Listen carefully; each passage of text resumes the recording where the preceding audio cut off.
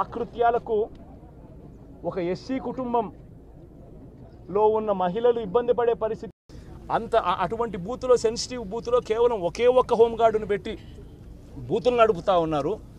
అటువంటి పరిస్థితుల్లో అన్యాయం జరుగుతూ ఉందని చెప్పడం కోసం, అన్యాయం జరుగుతూ ఉన్న వాళ్ళ పక్షాన్ని నిలబడడం కోసం ఎమ్మెల్యే లోపలికి పోయి ఈవీఎంను పగలగొట్టే కార్యక్రమం జరిగింది.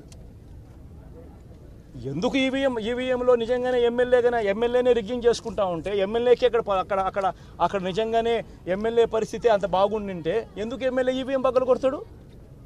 అక్కడ పరిస్థితి బాగలేదనే కదా, అన్యాయం చేస్తూ ఉన్నారనే కదా. అక్కడికి పోయినప్పుడు అన్యాయం చూశాడు కాబట్టే కదా ఈవీఎం పగలగొట్టాడు. ఆ ఈవీఎం ఏదైతే పగలగొట్టిన కేసులో ఏదవుతుందో తనకు బెయిల్ వచ్చింది.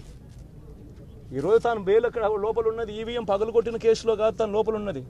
ఈవీఎం పగలగొట్టిన కేసులో అన్యాయం జరిగింది అని చెప్పి, అన్యాయం జరుగుతూ ఉన్న పరిస్థితిలో ఎమ్మెల్యే అక్కడికి పోయి అడ్డుకునే కార్యక్రమంలో జరిగింది అని చెప్పి కోర్టులు కూడా గుర్తించాయి కాబట్టి తనకు బెయిల్ వచ్చింది. కానీ మళ్ళా తర్వాత ఏం జరిగింది? ఆ ఇన్సిడెంట్ జరిగిన 10 రోజుల తర్వాత, ఆ ఇన్సిడెంట్ జరిగిన 10 రోజుల తర్వాత అంటే మే 23వ తారీఖున ఎమ్మెల్యే అక్కడికి వెళ్ళి హత్యాయత్నం చేశాడట. పదే పోలింగ్ బూతులు హత్యాయత్నం చేసినాడంటే ఎవడన్నా బుద్ధునోడు ఎవడన్నా నమ్మదానికి ఉందయ్యా?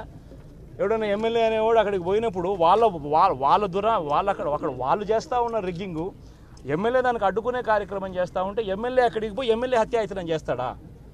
చెప్పడానికైనా హద్దు పొద్దు ఉండాలి కదా. 10 రోజుల తర్వాత ఎమ్మెల్యే హత్యాయత్నం చేశాడని చెప్పి కేసు పెడతారు 10 రోజుల తర్వాత.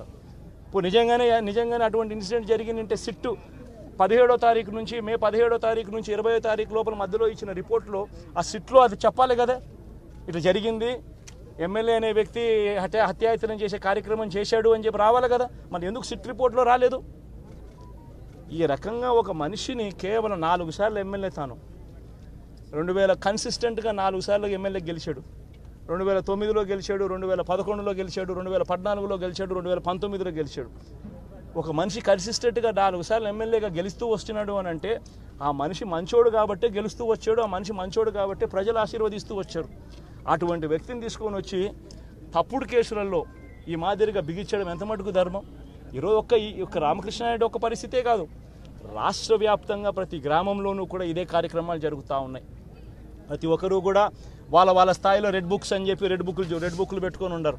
చంద్రబాబు నాయుడు స్థాయిలో చంద్రబాబు నాయుడు ఒక రెడ్ బుక్, లోకేష్ స్థాయిలో లోకేష్ ఒక రెడ్ బుక్, ఎమ్మెల్యే స్థాయిలో ఎమ్మెల్యే ఒక రెడ్ బుక్, మండల స్థాయిలో మండల నాయకుడు ఒక రెడ్ బుక్, గ్రామ స్థాయిలో గ్రామంలో ఇంకో రెడ్ బుక్, గ్రామ స్థాయిలో ఇంకో నాయకులు గ్రామ స్థాయిలో ఇంకో రెడ్ బుక్లలో పెట్టుకొని ఏం చేస్తూ ఉన్నారు?